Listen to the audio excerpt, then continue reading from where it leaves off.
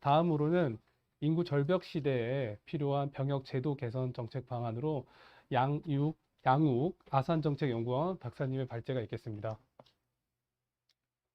예, 안녕하십니까. 발제를 맡은 양호입니다. 사실 이제 그 병역 문제를 갖고 굉장히 좀 민감합니다. 특히 대선에서 굉장히 뭐 핫 이슈가 될 정도로 여러 가지 관심들이 모여 있는 문제인데 이를 파퓰리즘으로 접근하기보다는 조금 더 합리적인 방안을 한번 찾아보는 것이 어떨까 하는 마음에서 일단 발제를 좀 드리려고 합니다. 예, 지금 이제 제가 처음 이미 여러 차례 많은 얘기를 들으셨고, 아마 이 앞에서 정말 저보다 더 훨씬 더 전문가이신 우리 최석기 교수님께서 말씀을 해주시긴 하셨지만, 다시 한번 확인하는 차원에서 말씀드리면은요, 우리나라 인구 상황이 굉장히 심각합니다. 한번 생각을 해보겠습니다. 72년에 100만 명 정도의 신생아가 나오던 것이요, 이미 2005년에 43만 정도로 줄어들었고요. 자, 이게 오죽하면 그 시기 때 그 옥스퍼드대 교수인 데이비드 콜먼이 야, 이런 식으로 얘기하면 인구 소멸 국가 1호가 한국이 될 것이다. 라는 말까지 이미 나왔습니다. 거의 20년 전, 15년 전의 얘기입니다. 자, 그리고 지금 이 악재가 계속 어떻게 반복이 되냐 하면은, 자, 이제 출생아 비율이 1도 되지 않습니다. 그 말은 결국 인구가 계속적으로 줄어들 것이다. 게다가 여러분 아시다시피 코로나19로 인해서 엄청나게 뭐라 그럴까, 결혼도 줄어들고, 사실은 그 이외에 여러 가지 실정들이 겹쳐서 집값 올라가고, 자, 이러다 보니까 이렇게 삼 비세대다 이런 말까지 나올 정도로 굉장히 어려운 상황이 됐다는 것이죠. 자, 그래서 2040년에 가면 출산율이 0.73명. 이게 30%씩 줄어드는 거죠. 그 인구 추정수가 이제 4,700만 명 정도로 이렇게 사실 국회 예산정책처에서 이게 2019년 연구였나요? 아마 그랬던 걸로 기억하는데 이거가 되려 이거는 낙관이다. 코로나를 감안 안 한 거기 때문에 훨씬 더 떨어질 수 있다라는 얘기까지 나오고 있는 상황입니다. 굉장히 좀 긴장해야 될 상황이라고 말씀드릴 수가 있고요. 특히 2017년 이후에 우리 노인 인구가 유소년 인구를 넘어섰기 때문에 결국 이 굉장히 좀 우리가 이 인구라는 측면에서 심각한 상황을 맞았다고 말씀드릴 수가 있고요. 그럼 이 인구 절벽하고 병력과 무슨 상관관계가 있냐? 자, 여러분 혹시 지금 국방개혁 2.0 혹은 국방개혁 2020이라는 말씀 많이 들어보시지 않습니까? 이미 2006년에 노무현 정부 때 이제 소위 국방개혁 2020을 시작을 해서 그게 잘 안 됐다라고 그래서 현 정부 들어와서 국방개혁 2.0을 했는데 이 국방개혁의 방향성은 결국 뭐냐면요. 당시 65만 명이 넘던 병력을 한 50만 명 정도 수준으로 줄이자라고 해서 접근했던 것입니다. 그럼 왜 그랬느냐? 바로 여러분 아시다시피 1997년 이후에 IMF 사태 이후로 인구가 또 급격히 떨어졌기 때문에 결국 이 병역 수가 이걸 맞출 수가 없다. 그래서 줄일 수밖에 없다라는 그런 목표를 통해서 왔습니다. 그래서 지금 현재 소위 52만 5천 명 체제, 아마 내년부터 그렇게 할 겁니다. 그거를 10년 이상 쭉 끌고 가는 체제를 끌고 왔다라고 얘기를 하는데, 자, 문제는 어떻습니까? 인구가 이제 더 줄었습니다. 자, 이제 또 줄어드는 인구에 맞춰서 국방개혁을 다시 해야 되는 굉장히 복잡한 상황에 빠지게 됐다는 것이죠. 그래서 저도 개인적으로 작년에 국방부 연구를 거의 한 3개 정도를 동시에 추진을 했는데 이게 전부 다 뭐냐 하면은 야, 이거 인구 줄어드는 거 어떻게 감당해야 될 거냐. 어떻게 싸우는 방법을 바꿔야 되고 지휘 구조를 바꿔야 되고 도대체 어떻게 끌고 가야 될 거냐라는 얘기를 하고 있다는 것입니다. 결국은 지금 이제 현재 50만 명을 끌고 가는 구조를 말씀드리면요. 한 20여만 명 정도가 간부, 그 다음에 30만 명 정도가 병사로 유지가 되는데 30만 명이 연인원입니다. 근데 이제 이 30만 명의 연인원을 하려고 그러면 생각해 보십시오. 여러분들 지금 우리 군복무가 1년 6개월을 하지 않습니까? 그러니까 이제 예를 들어서 이런 거죠. 한 연간 20만 명 정도를 확보하면 곱하기 1.5 하시면 되니까. 그러니까 30만 명이 확보가 되는 겁니다. 그러니까 최소 20만 명만 유지를 해야 된다라고 생각을 하는데 우리 인구가 보면 이렇게 출생해서 이제 중간에 돌아가시는 분도 아주 적지만 있을 것이고요.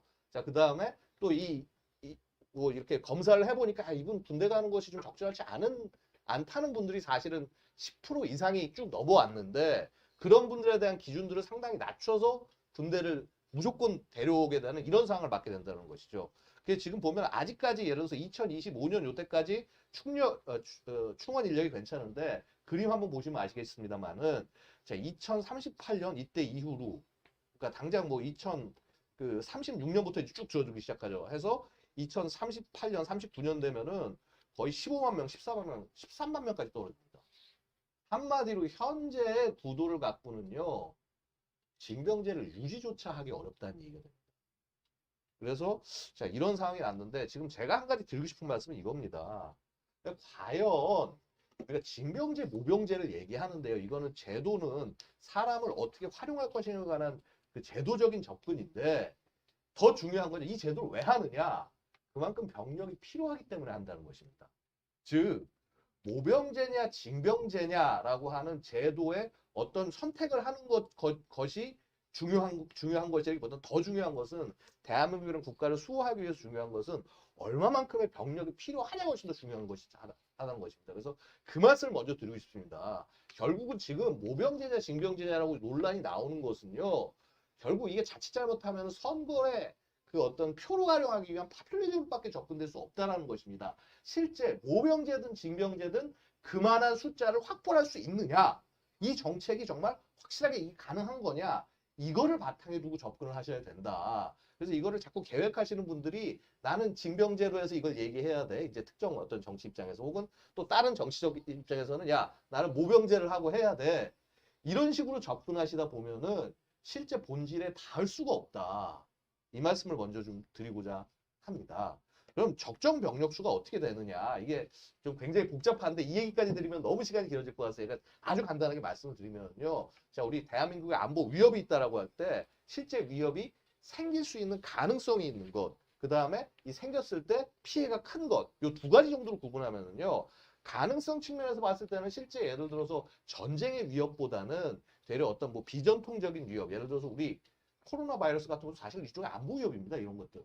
사실 이런 것들이 훨씬 더 일어날 가능성이 높은데 원래 국가 안보, 국방이라고 하는 것은요. 일어날 발생 가능성이 높은 것도 높은 것이지만 그것보다 이 국민에 대한 피해가 지극히 높은 것을 막는 것이 더 중점이 되게 됩니다. 그래서 소위 이런 파급 효과가 큰 위협을 봤을 때는요. 한반도에서 전쟁 나는 거죠, 당연히. 핵전쟁, 그렇죠. 재래전쟁. 혹은 동북아에서 전쟁이 나는 거. 그 다음에 소위 비전통 위협은 조금 더 아래쪽에 표현이 되겠다. 그래서 죄송한 말씀이지만 우리 국방하는 사람들은 비전통 안보보다는 당연히 전통 안보 여기에 중점을 두고 모든 것을 기획하고 끌고 나갈 수밖에 없다. 왜냐하면 이게 대한민국이 큰일이 났을 때 하는 것이니까. 결국 그렇게 생각했을 때 대한민국이 대응해야 되는 위협의 상당수는 북한과 그 다음에 뭐 여러분도 동의 안 하실 수도 있지만은 주변에 제일 센 국가가 우리의 잠재적 위협이기 때문에 중국을 두 가지를 상정할 수밖에 없다고 말씀드리겠습니다. 그래서 이 두 가지로 놓고 봤을 때 우리는 뭐 숫자적으로 재래전적인 측면에서 이제 표 제 아래쪽에 보시면 제가 간단히 정리했습니다만 재래 전력에서는 북한에 비해서 우세하고 당연히 중국에 비해서는 숫자가 부족하기 때문에 열세 있습니다. 그다음에 비대칭 전력, 뭐 소위 뭐 핵이니 미사일이니 이런 것들 이런 거에 있어서는 북한에 비해서 열세 있고 중국에 비해서 열세 있다. 이거 보면 여러분 굉장히 답답하실 겁니다. 도대체 대한민국 뭐 했냐? 뭘 했길래 그렇게 국방비 많이 쓰면서 이렇게 다 열세냐? 근데 결국 이것이 무기 체계뿐만 아니라 사람이라는 측면, 그 다음에 또 어떻게 보면 정치권이 얼만큼 공세적으로 적극적으로 해 나갈 수 있도록 외교라든가 안보라든가 이런 거에서 큰 틀을 만들었냐의 측면이 있기 때문에 이렇게 평가될 수밖에 없다는 점 말씀드리겠습니다. 그래서 일단 간단히 이제 요약을 드리면은요, 저희가 연구를 했던 결과는 최소 한 35만 명 정도는 확보가 돼야 된다. 이거 굉장히 줄인 숫자입니다. 저희 연구 결과에서 35만 명 소리했다가 저 사실 국방부한테 혼났습니다. 어떻게 숫자를 이렇게, 이게 아무리 2040년대 얘기라고 그러더라도 어떻게 이렇게 줄일 수 있냐. 근데 문제는 뭐냐면요. 징병제를 유지해서 소위 우리 영끌이라고 그러죠. 영혼까지 끌어모아서 모든 사람을 끌어모아도 이 병력을 확보하는 것이 지금 어려운 상황이다. 되려 징병제 유지 하에서 다양한 성격의 모병제를 통해서 병력의 숫자를 확보를 해야 그때도 만약에 주변국들이 계속 위협이 된다면 이걸 대응할 수 있는 그런 방법이 된다는 말씀을 드릴 수가 있고요. 뭐 모병제, 징병제 논란들 살짝 굉장히 많았습니다. 모병에 관해서는 굉장히 우리도 접근을 많이 한 것이요. 뭐 김영삼 정부 때 34만 명 규모의 모병제 얘기 나왔었고요. 자, 김대중 정부 40만에서 50만 규모로 감축하자. 뭐 노무현 정부, 이명박 정부 계속 이런 얘기가 나왔습니다. 그다음에 또 많은 이제 모병제 주장하시는 분들이 말씀하시는 게 야, 전 세계 국가 60% 이상이 뭐 모병제 선택하고 있다. 너무 뭐 예를 들어서 뭐 우리가 너무 이게 징병제 집착하는 거 아니냐 이런 말씀을 하시는데 자 일단 뭐 이렇게 소요를 말씀을 드리면은 요 이제 병력 소요 같은 게 현재 지금 우리가 이 직병 이외에 소위 약간 그 직업성을 가진 군인이라고 얘기하는 것들 중에서 그 약간 단기로 가는 것이 학군 혹은 학사장교, 그다음에 단기 하사 4년 복무하죠. 그다음에 임기제 부사관 전문하사라고 그래서 이제 병장 끝나고 난 다음에 6개월에서 이제 1년까지 이렇게 복무하는 이런 제도 같은 것들을 갖춰놓고 있는데, 사실 이것만 갖고는 당연히 어떤 병력 충원이 갈 수 없다라는 것을 말씀을 드리겠고요. 자, 그래서 모병제로 일단 가려고 한다면 사실은 이제 이거 제가 정리한 조건이 몇 가지가 있습니다. 일단 가장 중요한 것은요, 자국의 영역, 그러니까 영토나 영해 이런 것에 대해서 직접적 군사력이 상대적으로 낮아야 된다. 그럴 때 제일 최적이라고 말씀드릴 수가 있고, 군이 사회적 사다리 역할을 해야 된다. 즉 사회 좀 취약계층들이 뭐 장학금 지원이나 이것들을 통해 가지고서 한 단계 올라가는 어떤 그런 역할을 할 때, 자 그다음에 군 자체가 모범적 직장으로서 예를 들어서 안정된 고용을 지원을 해야 된다. 요럴 때, 자 그다음에 군 복무에 대한 사회적인 메리트, 그러니까 내가 사회에 헌신한다라는 스스로의 만족감뿐만 아니라 그 사회가 이런 분에 대해서 인정을 해주는 이런 것들이 결합이 됐을 때 가능한데, 자 그럼 실제 모병제를 운영하는 국가들 같은 경우는 미국 같은 경우 한번 예를 들겠습니다. 미국이 이제 뭐 그 예를 들어서 육군이 한 50만 정도 현역 조금 넘고요. 그 다음에 이래저래 해서 뭐 공군 해군 합쳐가지고 하니까 미군 전체가 한 200만이 안 됩니다. 한 100, 한 50만, 60만 정도 될 겁니다. 현역만 치면요. 자 근데 자 어쨌거나 그 미 육군이 7만 6천 명 정도를 모으는데 매년 한 10%가 부족해요. 여러분 아시다시피 미국이 상대적으로 돈에 대한 어떤 복무에 대한 조건이 좋음에도 불구하고 부족합니다. 근데 더 핵심은 뭐냐면요. 미국은 인구가 4만 명인 국가입니다.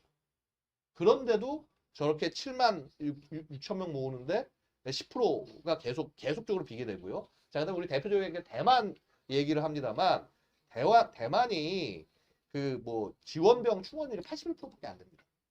근데 문제는 뭐냐면 소위 3D 병과라고 하는 전투 병과 같은 경우는요 50% 선을 겨우 접근을 하고 있습니다. 근데 대만 안에서는 지금 그냥 다시 징병제로 돌아가자는 말이 나오는데 이미 정치인들이 파퓰리즘에서 던져놓은 거기 때문에 돌려올 수가 없는 상황이 돼버리는 것이죠. 자 이런 것이 되고, 그다음에 일본 같은 경우에 자위대 충원율이 70% 정도에 불과하고요. 그리고 전반적으로 사회에서 자위대에 대한 인식이, 자위관에 대한 인식이 상당히 낮습니다. 약간 사회적인 부적응자다 이런 식의 좀 안 좋은 인식들이 있기 때문에 일본이 사실 군대로서 발전할 수 없는 이유 중에 가장 큰 이유 중에 하나가 여기에 있다고 말씀드릴 수가 있습니다. 그래서 우리 같은 경우는 지금 간부 비율을 갖다가 뭐 37%에서 이제 40%를 올리겠다고 말을 하고 있는데, 실제 어떤 일이 벌어졌냐면 부사관 경쟁률이 2018년에 3.6대 1이었는데 2020년에 2.9대 1. 그러니까 경쟁 지원율이 떨어지는 거죠. 가기 싫다는 겁니다. 힘들다는 겁니다. 그 직장 자체가. 자, 그래서 그 다음에 예를 들어서 이제 장기 선발률도요. 이렇게 사실 전체로 쳤을 때 43%밖에 안 됩니다. 그러니까 한마디로 나머지 거의 그 7% 정도는요. 비정규직인 것이죠. 자, 그리고 그 다음에 간부 전역자 중에서 연금 비대상자가 60% 이상입니다. 이런 문제가 있다고 말씀드리겠습니다. 좀 너무 길어졌네요. 그래서 그럼 현실적인 대안으로 넘어가면요. 자, 일단 선택적 모병제라고 해서 이제 일부 캠퍼스에 주장을 했습니다. 주장을 했는데, 즉 뭐냐 하면은 그 이제 점차적으로 이제 15만 명으로 줄어드니 미래에 나머지 한 10만 명 정도를 갖다 전투부사관과 뭐 군무원으로 채워 넣자라는 얘기를 하는데, 이게 지금 뭐냐면 행정, 군수, 교육 분야 군무원을 갖다가 바꾼다? 이게 사실 군수하고요, 교육이 이거는 민간으로 군무원한테 맡길 수 없는 겁니다. 이건 전투하고 직결된 것이기 때문에 분해해야 되는 것이라서 조금 떨어진다고 말씀드릴 수가 있고요. 자, 전문병사제라는 제도 접근이 있습니다. 사실 이거는 이제 저희 한남대 저희 그 김호중 교수가 제안을 했던 내용인데, 저희는 뭐 이 부분도 상당히 좀 접근이 가능하다. 그러니까 내가 병으로 복무하겠다는 사람이 있으면 3년을 복무하게 하고, 그다음에 대신 월급은 하사 월급을 주자. 그러면은 실제 그 사람이 한 2명 정도 역할을 하게 되는 거니까, 그래서 병력이 늘어나는 효과가 있지 않겠냐라고 얘기를 하는데, 이러기 위해서는 그 전반적으로 그러니까 그 간부들에 대한 봉급 체계, 특히 부사관들이 낮은 봉급 체계를 올려야 되는 그런 접근을 해야 된다고 말씀을 드릴 수가 있습니다. 그렇고요. 자, 그 다음에 또 하나는 자, 선택적 징병제라는 것을 제가 좀 말씀을 드리고자 합니다. 이건 이제 제가 좀 말씀드린 건데, 자, 일단 다 군대는 다 가자. 일단 징병에서 벗어날 수는 없는데 자, 여기서 말씀드리는 것이 자, 군대장급 이상을 복무하려면 그건 스스로 하자. 스스로 하게 하자. 어떻게 보면 아까 전문병사하고 비슷한 겁니다. 근데 이거는 좀 열어놓는 거죠. 어떻게 열어놓냐면 여성도 들어오고 싶으면 들어오시라. 그러니까 선택적으로 내가 징병에 들어가겠다는 겁니다. 여성도 병으로 들어오면 들어와서 해라라고 하는 것이고, 자 그리고 예를 들어서 의무로 복무할 때 뭐 예를 들어서 단축할 수도 있을 겁니다. 한 12개월 의무하는 사람은 1병까지만 12개월만 하고 나가라. 그다음에 내가 군에서 좀 더 복무하고 싶은 사람은 상병, 병장까지 해가지고 해서 더 긴 기간을 진행을 해라. 그리고 그 올라가는 만큼 굉장히 비용을 높여주는 것이죠. 그래서 내가 정말 필요로 한 사회 자금을 벌어서 나갈 수 있게. 그리고 어찌 보면은 다 같은 이제 병장이 아니라 전역하고 나서 나는 일병으로 해서 최소 의무만 채우고 나온 사람, 나는 상병으로 해서 좀 더 하고 나온 사람, 난 병장까지 하고 나온 사람. 그러다 보면 사회적으로 이 사람이 얼만큼 더 숙련이 됐구나 안 됐구나라고 하는 것들이 계급으로 나올 수도 있다. 그다음에 이런 것들이 나중에 채용이라든가 이런 것에서 뭐 그런 부분 사람들이 좋은 사람들 채용을 할 수도 있을 것이고요. 자, 이런 것들도 가능할 거라고 생각을 하고, 그 다음에 이제 저는 사실은 이제 이 제도가 왜 이제 또 중요하냐면, 특히나 분대장급 이상, 병장을 한 사람들에 대해서는 예를 들어서 전액 장학금 지원 같은 것들을 딱 통해가지고 해서 굉장히 숙련된 전투원을 스스로 원해서 하게 하자라는 겁니다. 제일 중요한 것은 군복무나 뭐나 사실 제일 힘든 게 내가 끌려가서 억지로 해야 되니까 스스로에 대한 이 뭐라고 그럴까 그 인센티브가 없이 방향성이 없이 하다 보니까 이제 그런 부분이 있는 것이 아닌가라는 말씀을 드리고 수 있겠습니다. 그래서 이제 선택적 징병제 여성까지 포함하는 말씀을 드렸고요. 그리고 제가 또 하나 말씀드리면서 이제 소위 예비군을 어떻게 직업화할 거냐라고 말씀을 좀 올리고 싶습니다. 지금 현재도 비상근 그 예비역 간부 제도라고 그래서 예를 들어서 이제 대위나 소령급 같은 분들을 갖다가 훈련에 이제 불러서 이제 월급을 조금, 그러니까 어느 정도 이제 훈련비를 많이 보상해드리면서 가는 제도가 있는데 이렇게 갈 것이 아니라 티어를 한 3개로 나누자. 그래서 티어 1 신속 대응 부대. 자, 소위 3시간 만에 완전 집결 가는 거고 이분들은 월급 계속 주는 겁니다. 그래서 1년에 뭐 예를 들어서 연간 한 2개월 이상 무조건 복무를 하게 하고 그 다음에 여기는 뭐 중대별로 해서 모여서 해가지고 해서 진짜 어느 시간에 모여도 실제 병력으로서 기능할 수 있게 마치 예비군의 뭐 기동타격, 오대기 같은 그런 느낌으로 해서 빨리 모일 수 있는 신속 대응 부대. 그래서 월급은 좀 많이 드리는 겁니다. 여기는. 그래서 그 다음에 이제 전선중원 부대. 여기는 한 12시간 이상 내 집결을 해가지고 해서 좀 이렇게 좀 대대별 규모, 이렇게 좀 덩치 큰 규모로 해서 이제 모여서 하는 것이고요. 다만 이 신속 대응 부대에 비해서는 월급이 조금 좀 작은데, 자, 이 개념을 왜 말씀드리냐면 이제 바로 이러한 티어 1과 티어 2에 관한 것들이 일종의 투잡이 될 수 있는 것이죠.